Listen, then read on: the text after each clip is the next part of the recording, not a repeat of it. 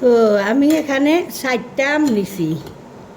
60টা মানে আমি 2 ভাগ করছি। 1 কেজি আম আনাইছি, 60টাই হয়েছে। 60টা আমি নিছি, 2 ভাগ করছি। তো আমি এই ভাগে এই যে 1 চামচ পাউডারের দুধ দিয়ে দিলাম, 2 চামচে দিলাম 1.5 চামচ পাউডারের দুধ দিয়ে দিলাম, একটু লবণ দিলাম। আসলে বেশি ভর্তা বেশি করি নাই, আর জাল টালও বেশি দিব না। আমাদের ঘরে আবার জাল খুব কম খায়, তো এই জন্য বাই যে টক মক কমই খায় বাচ্চা তো। আর এই চিলি পেস্ট দিয়ে দিলাম, চিলি পেস্ট দিয়ে দিলাম সামান্য একটু দেই, জাল তো খাইতে পারবো না বাচ্চারা এটাতে। আর এটাতে দিয়ে দিলাম আমি শুধু চিলি পেস্ট আর লবণ।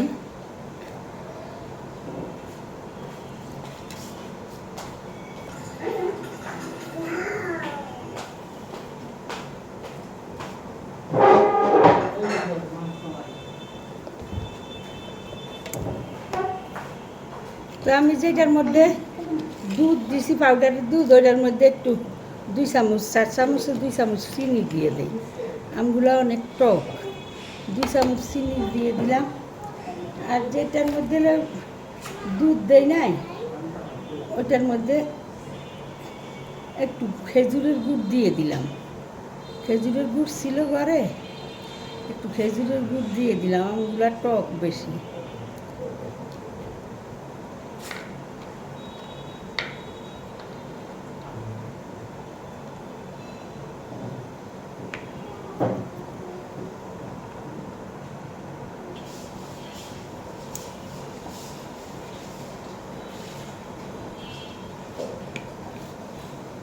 আমি এইবার হাতে এগুলাকে সুন্দর করে মাখাইয়ে নিব। সব কিছু দিয়ে দিছি, এবার হাতে মাখাইয়ে নেই। এটা বটি দিয়ে কাটছি, যেটাতে আমি খালি গুড় দিয়ে তৈরি করছি, ওটা বটি দিয়ে কাটছি। আর ওইটা ইয়ে দিয়ে শাটনার দিয়ে দিছি, দুধেরটা সেমারি মতো হয়ে গেছে, এটা বটি দিয়ে দিছি।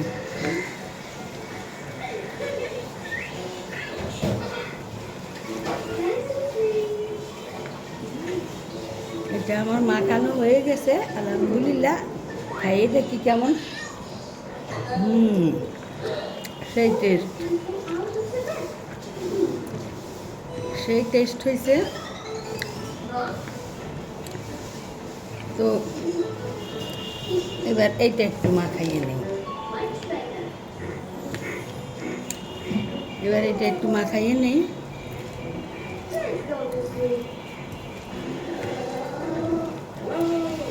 আপনারা ওই যে যদি লিকুইড দুধ থাকে, লিকুইড দুধটাও দিতে পারেন।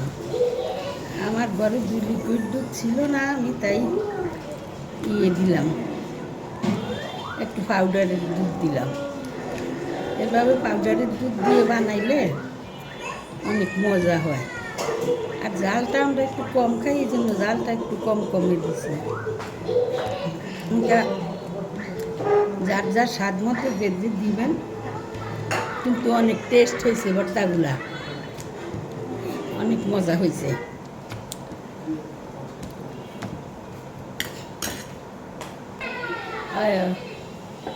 মনে কমা, তুমি কমা। এই যে আমার আম ভর্তাগুলা রেডি হয়ে গেছে, প্রস্তুত হয়ে গেছে। যদি আপনাদের কাছে ভালো লাগে, আপনারা যদি এইভাবে না বানাইয়ে খাইয়ে দেখেন, তাইলে এইভাবে বানাইয়ে খাইয়ে দেখবেন, অনেক মজা, অনেক টেস্ট হয়। তাইলে যদি ভালো লাগে আমার রেসিপিটা, তাইলে লাইক শেয়ার কমেন্টস করবেন। ফেসবুকের বন্ধুরা একটু